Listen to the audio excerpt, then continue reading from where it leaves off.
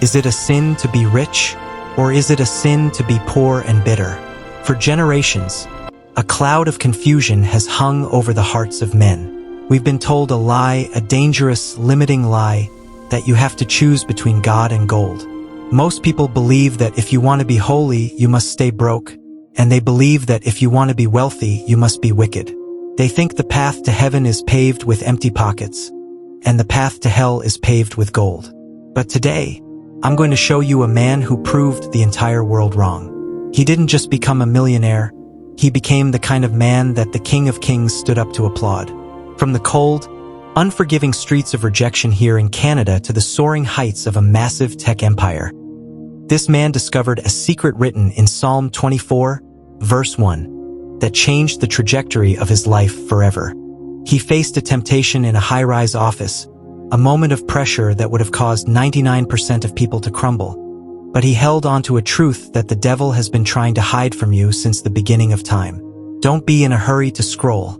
I am going to reveal the exact moment his story changed, and by the end of this video, you will know the truth about who truly owns the riches of this world. A truth you won't find in any business textbook or secular seminar. If you are rich today, or if you have a burning desire to be rich tomorrow, you cannot afford to miss a single second of this. Be the first to share this with someone you love, because this isn't just about how you live on earth. It's about what happens when the heartbeat stops, and you stand before the great white throne. Let's look at the judgment that left even the angels in awe.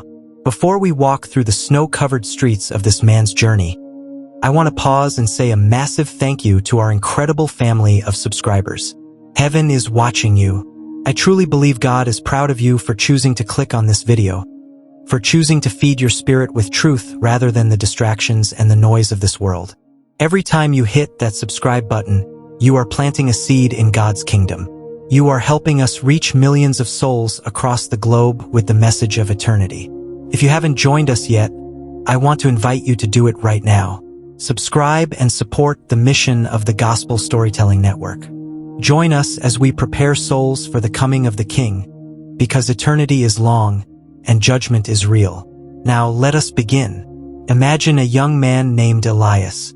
Elias didn't grow up with a silver spoon. In fact, many nights there wasn't even a spoon to use because there was no food in the bowl. He grew up in a small, drafty house in a rural Canadian town where the winters are long and the wind feels like a knife against your skin. While other children were playing with new toys, Elias was walking to school in boots that had holes in the soles, stuffing them with newspaper to keep the frostbite away from his toes. He knew the sting of rejection.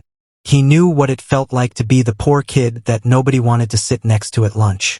He knew the heavy silence of a home where the father is hardworking but the economy is cruel.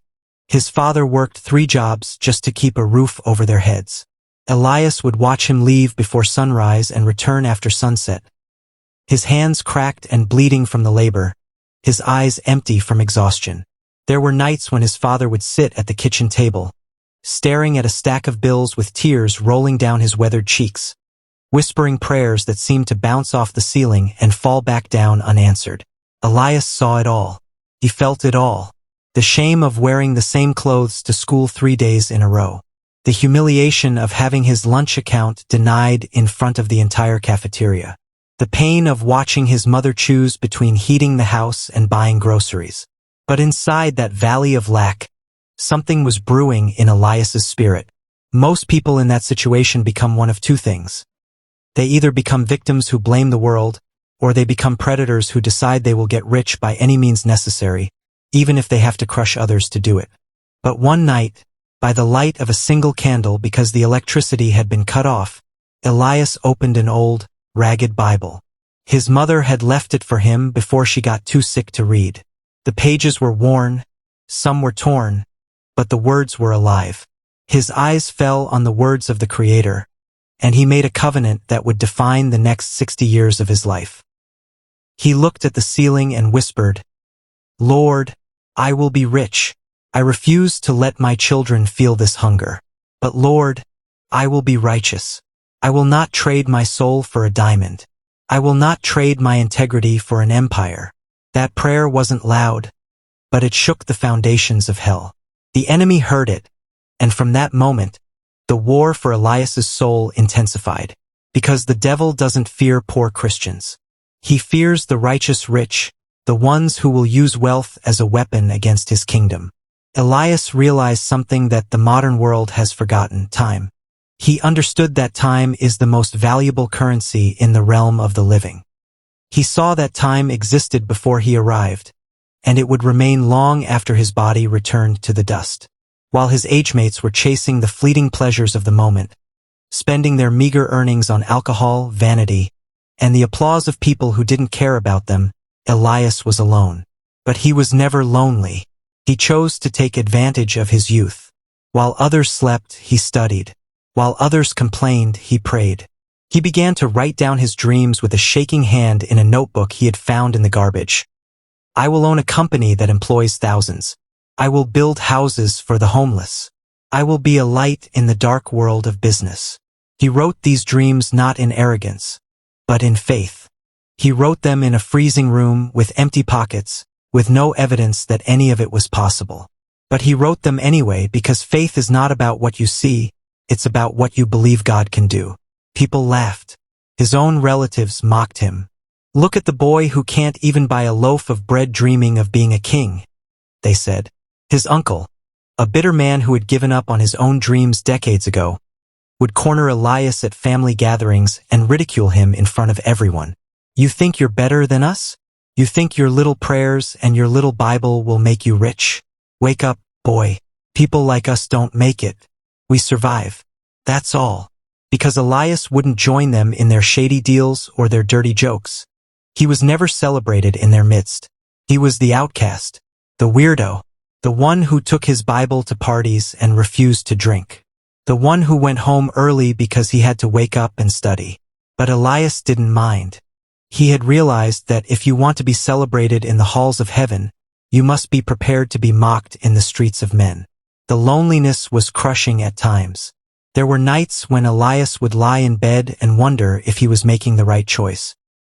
He would hear the laughter of his friends outside, living their lives without a care, and he would feel the weight of his decision pressing down on his chest like a stone.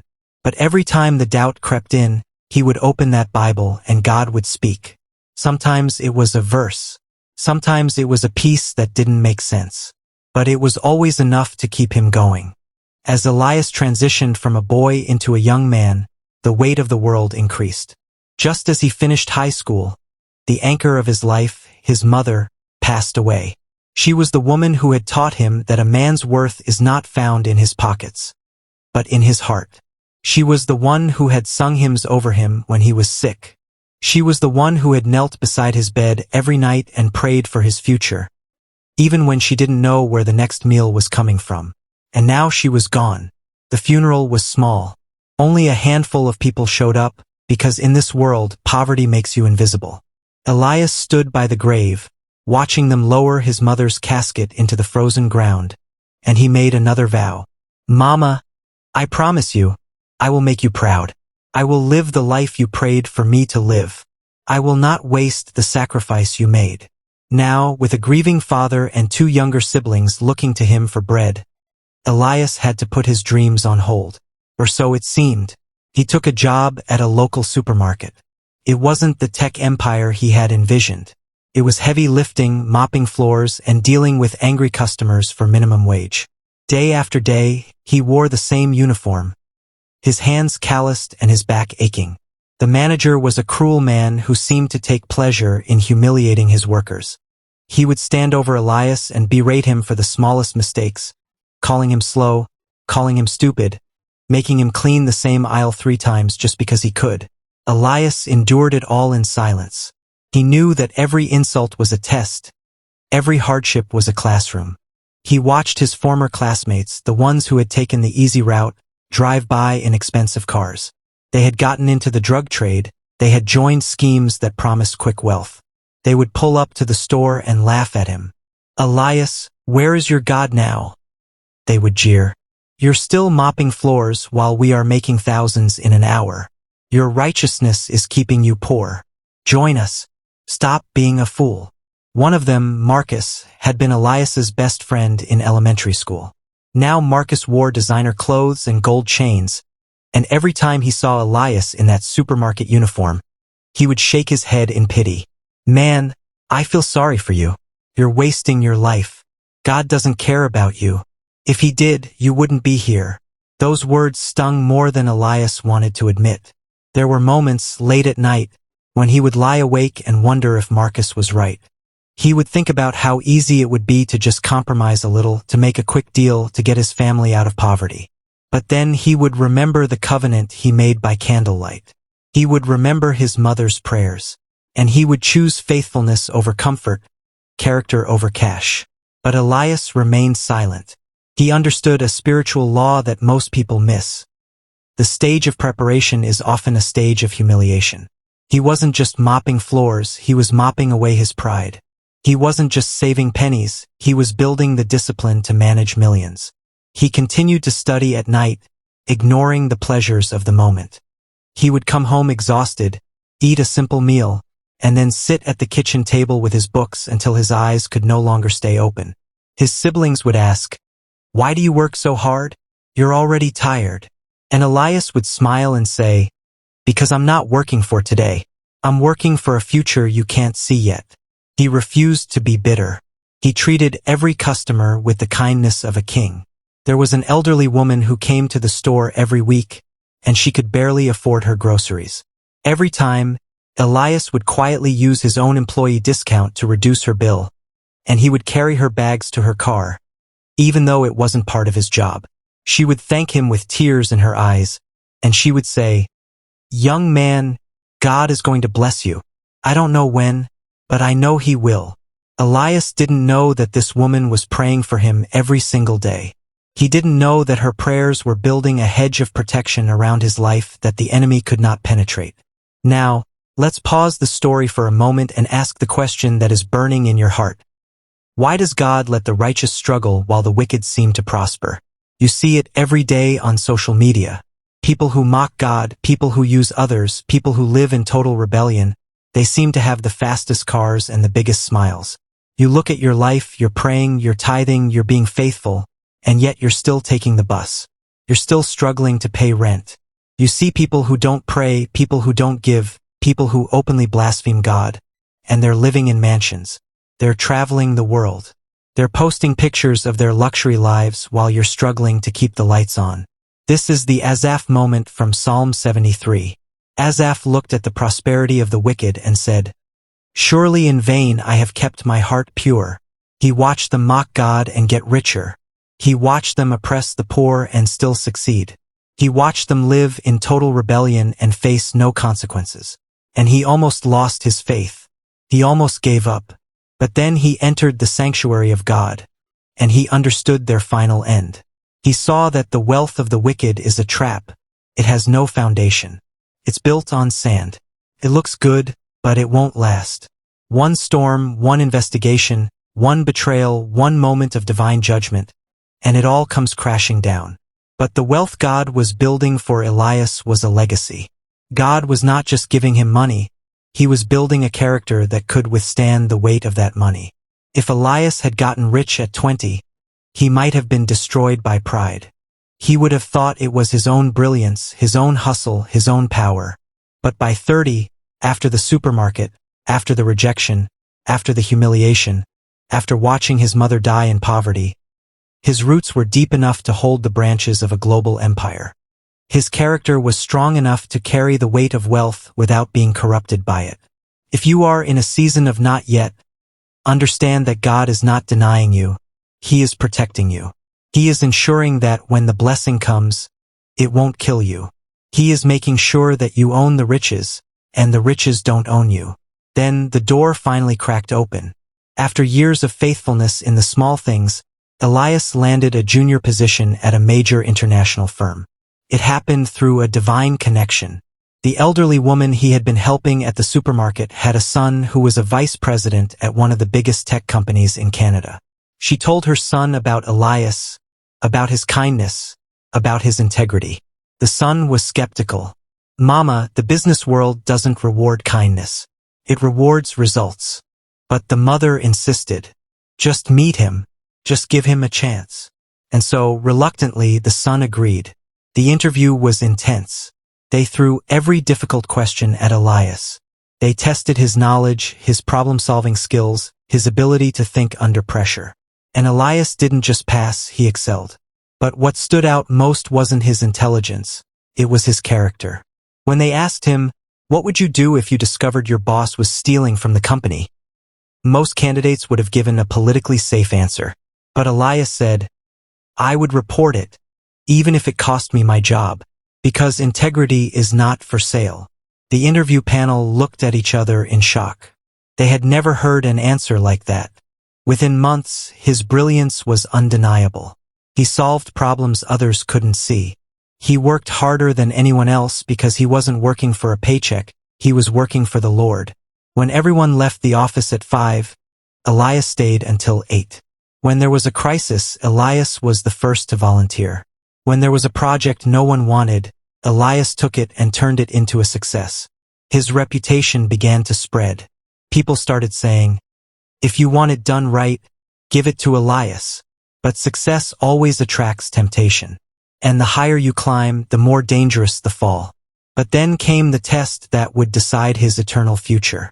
His boss was a woman of immense power and influence. She was beautiful, wealthy, connected to every major player in the industry. She saw Elias's potential, but she also saw his purity. And it intrigued her. She was used to men who would do anything for a promotion, men who would compromise their values for a corner office. But Elias was different, and that difference became an obsession for her. One evening, after the office had emptied, she called him into her suite. The city lights glittered through the floor-to-ceiling windows. The room smelled of expensive perfume and ambition. She sat him down and made a proposal that would change his life.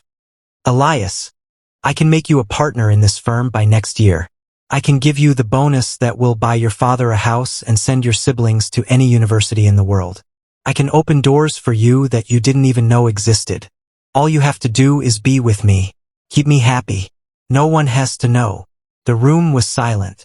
Elias could almost smell the expensive perfume and the scent of success. He thought of his father's tired eyes. He thought of the bills piling up at home. He thought of his younger sister who had to drop out of college because they couldn't afford tuition. He thought of his brother who was working 2 jobs just to survive. The devil whispered in his ear, "Just this once. God will forgive you. Think of your family. Think of everything you've been through. Don't you deserve this? Don't you deserve a break?" Nobody will ever know. For a moment, just a brief moment, Elias felt the pull.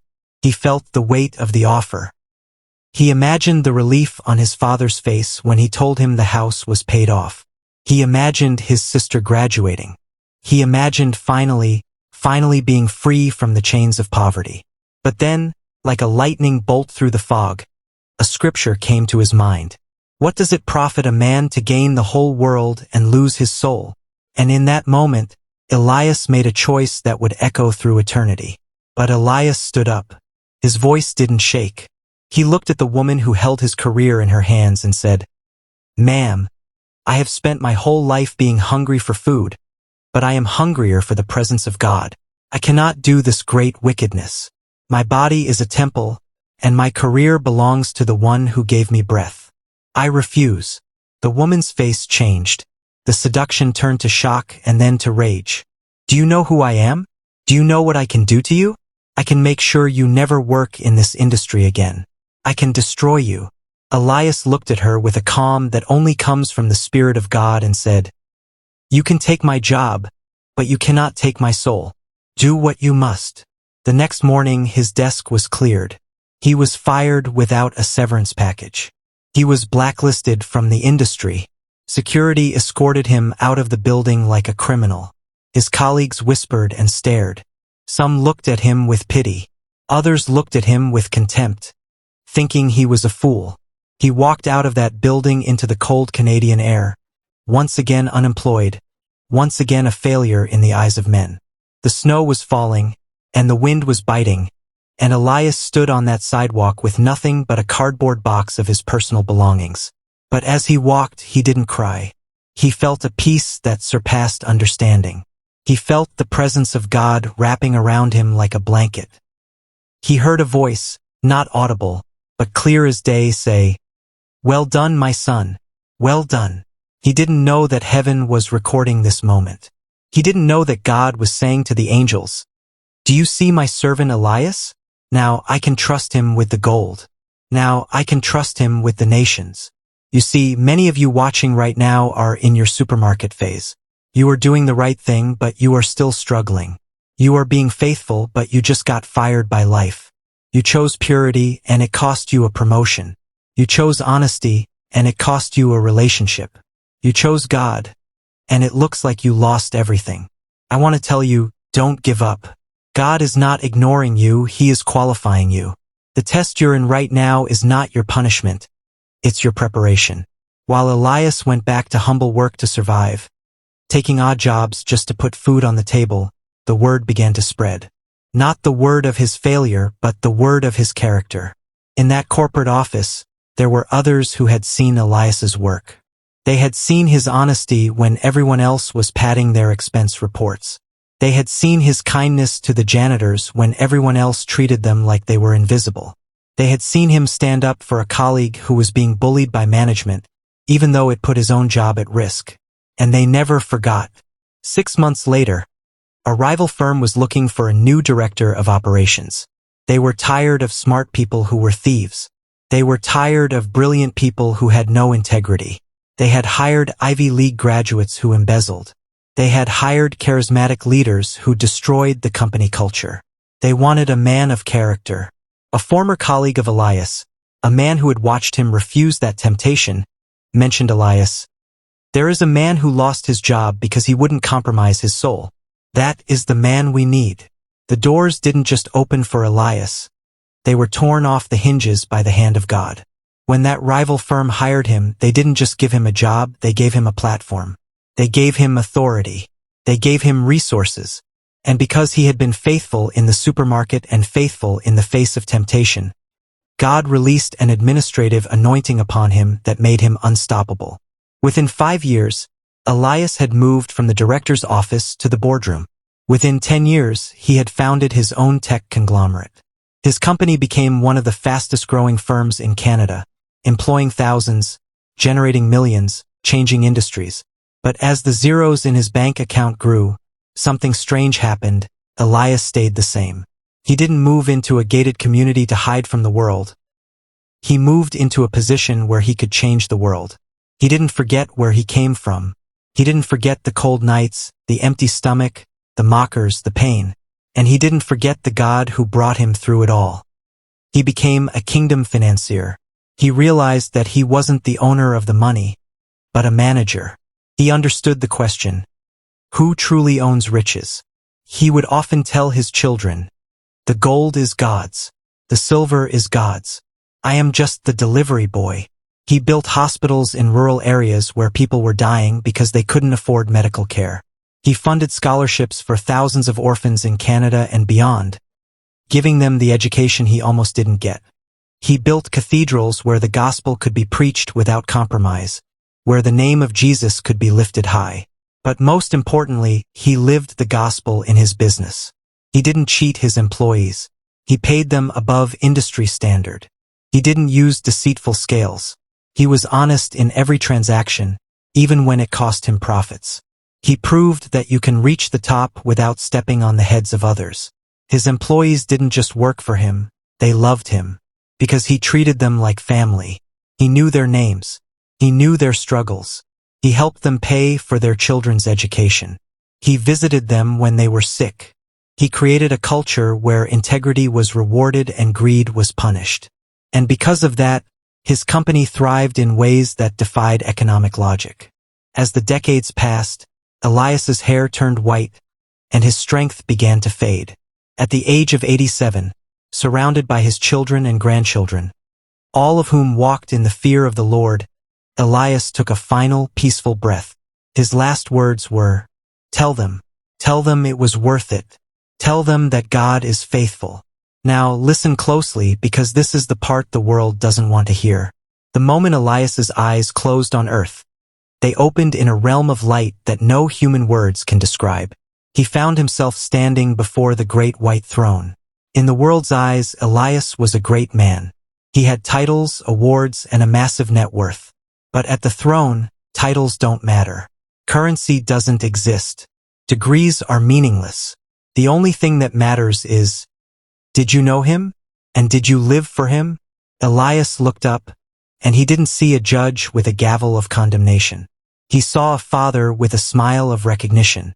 He saw the face of Jesus, the one he had served his entire life, and the beauty of that face made every sacrifice worth it. Every lonely night, every rejection, every tear, every moment of hunger, it was all worth it for this moment.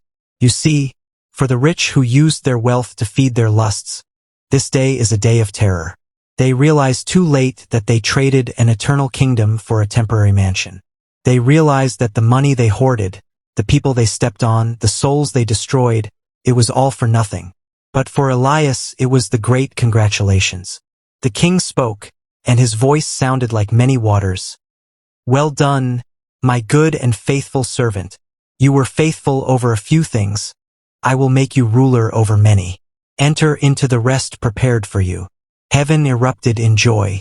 The angels celebrated. Why? Not because he was rich, but because he was rich toward God.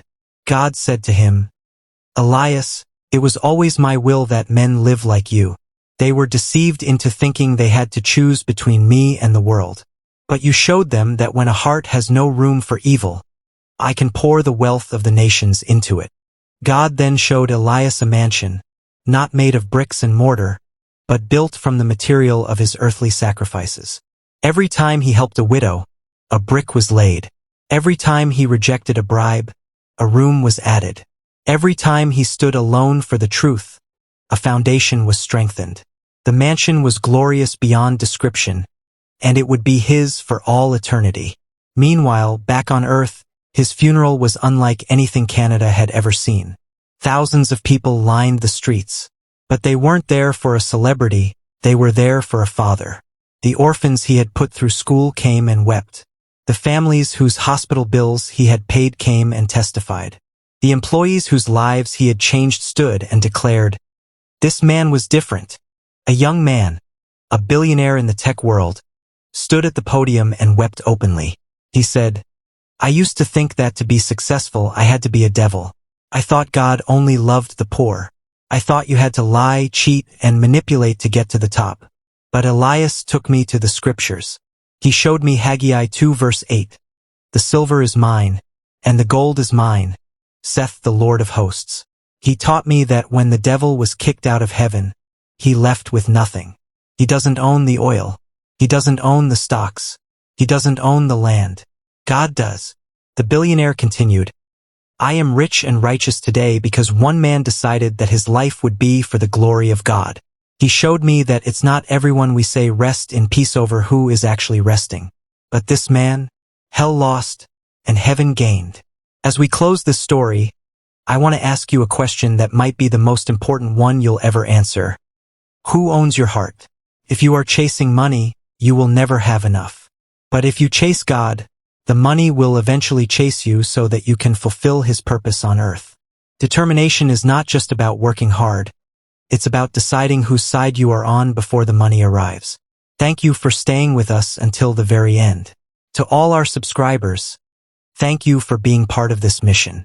You are helping us spread these eternal truths to every corner of the world. And to those who haven't subscribed yet, if you love stories that prepare souls for God's kingdom, stories that keep you closer to God, please subscribe now. Your support matters.